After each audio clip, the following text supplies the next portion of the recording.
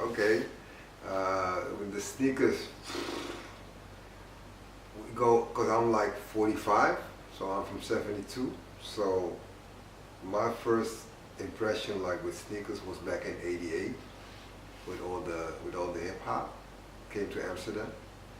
So I think Jordan 4 that caught my eye, but for me my personal favorite is the Air Safari 87, because in that period there was like not too many colors, so you got to understand it was like a white with a red swoosh, or white with blue, or like white with black. It's just basic colors, not too spectacular. But when that shoe came out, it was like brownish with elephant print, black, and it was crazy. And it was because there was like the market, so you had like the US market and European and the Asian market, and this came out in America, and I saw the first one I saw on the cover of a Bismarcky record going off, and it was on the back, and he was wearing that shoe, so it really stick to me.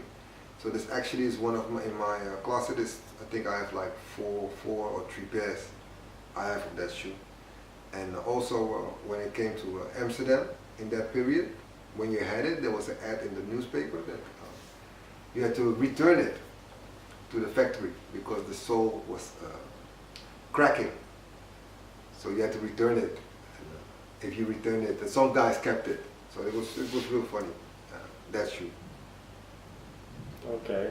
So that's got me into like, you know, sneakers, and you know, and then Yeah. later on I got more and more and more and more.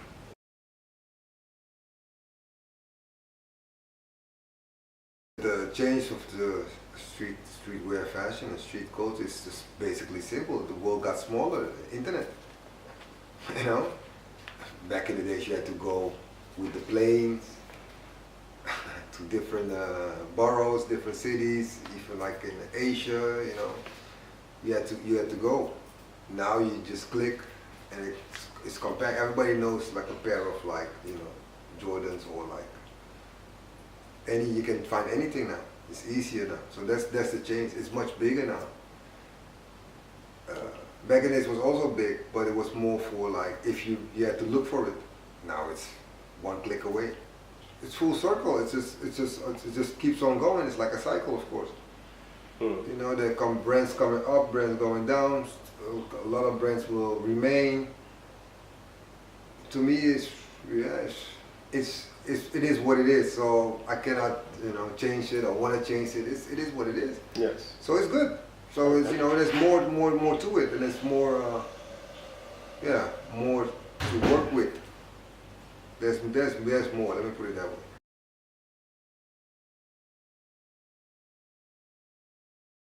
The first, though, you have to understand when we opened up in 2004.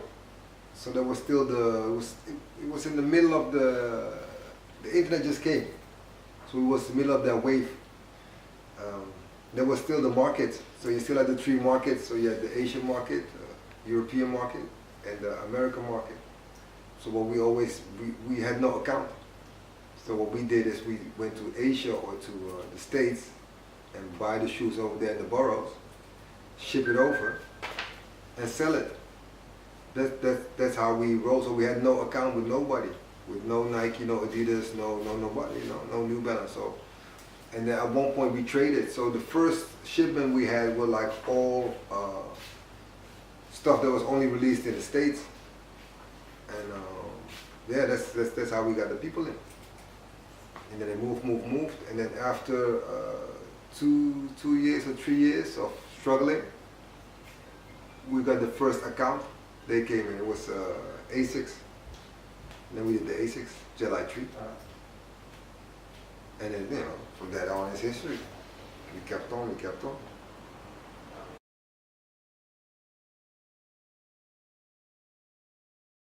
Oh, whoa. So, you know, nowadays you can do anything. So,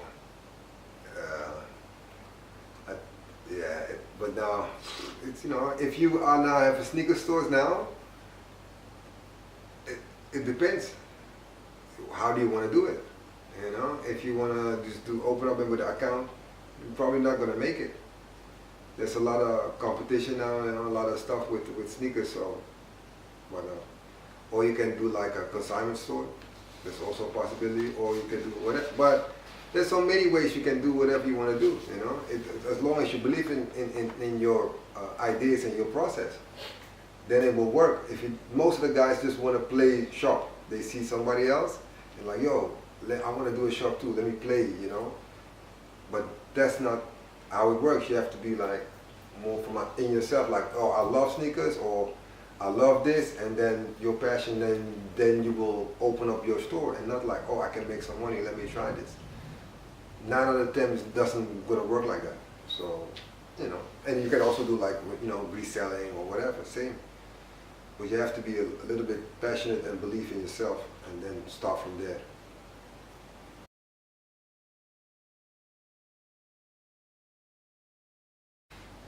Like I said, you know, we have a vision. We create our own lane.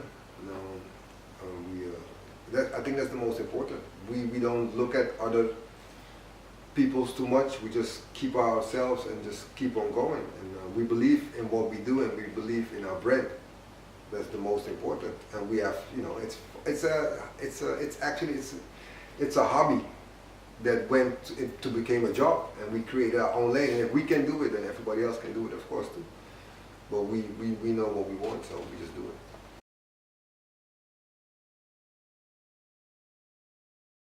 There's so many, man, but that's one thing that just pops in my head.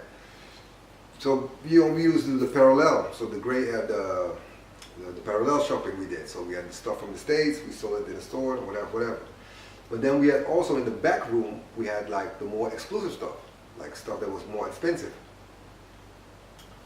And there was this one guy that came in, and he went to the back, but then his pistol fell on the ground. He had a pistol, big pistol, boom, fell on the ground. Like, oh, no. But my guy that was working there, he didn't panic. He was like, yo, you cannot walk like this. You know what? You need to buy this bag. So he bought a bag with it. So he sold him a bag with some extra shoes and just left. You know, stuff like that just happens. Was on the regular. And now there's so many funny situations that we had in the store, but also outside and the trips. One of the first trips we did was with we did a shoot with A-Life and with PATTA, and it was we went to New York with like 30 or 40 people, PATTA in Amsterdam, and it was a crazy experience. You know, almost the same as what we're gonna do now with the PATTA Asian tour. Bring a lot of people, bring it in from Amsterdam, and you know, having fun. You know, it's just having fun and carrying the torch.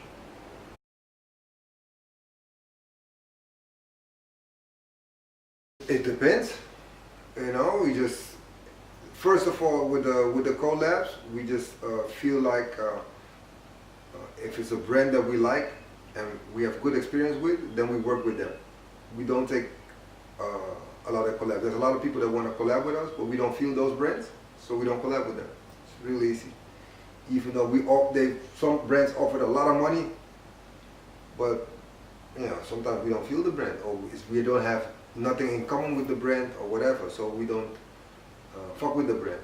And if we are dealing with a brand, we are very hard to work with, so we're very picky, and we're very like, we want to be on point. So it's just real fucked up to work with us, but it's really good because we put a standard. We want to have the high standard. If the company cannot relate to that, then that's how a lot of stuff also got canceled.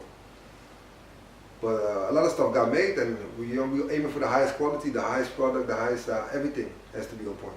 And yeah, that's and then how we create it. It's just a creation. It's, you know, sitting together, you drink something, whatever, or smoke or whatever. I don't know. You know, just it comes from within, and then we make something.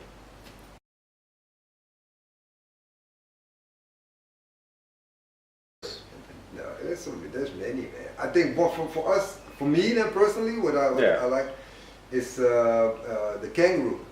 We did a Kangaroo shoe, and we built it from the ground up. It was real difficult because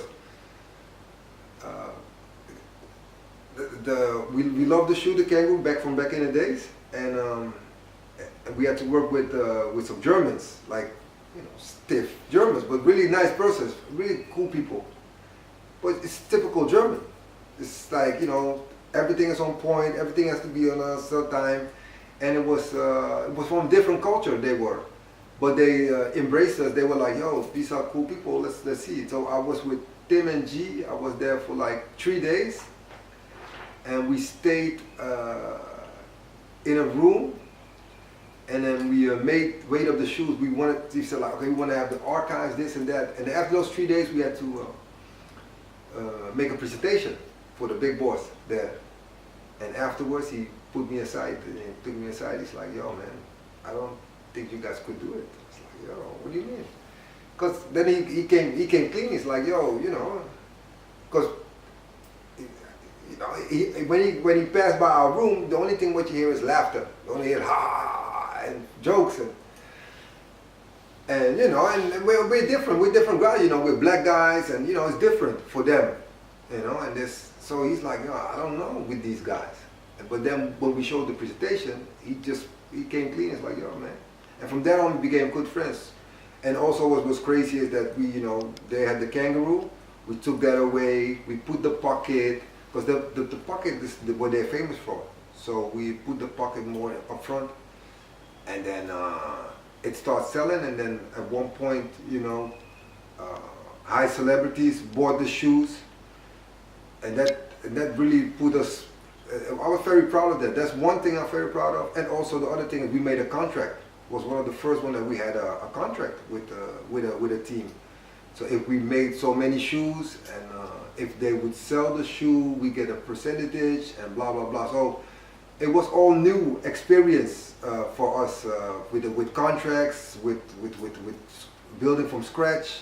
So it was a really nice experience, and also to go back and forth to Kangaroo, and it was nice for a whole different culture, and to let us into their world, and we let them into their world. We're still good friends with them, so that's really, really, really nice. Really like, yeah, nice.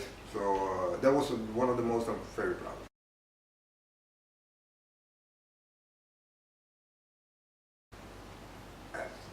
Basically, it's just, you know, we're gonna have some fun. It's a big marketing. We just want to put our name out in Asia. We fund it ourselves. So yeah, it's exciting. You know, it's a new adventure, and we love to get into new adventures. So we wanted to go to 8 or 9 cities, but yeah, that will cost too much money. We love Asia, man. I've been coming in Asia a lot. I've never been to Thailand. It's the first time. But China, of course, then Hong Kong, of course, Tokyo, you know. And now we're gonna go Seoul too. So it's really exciting, and I'm really looking forward.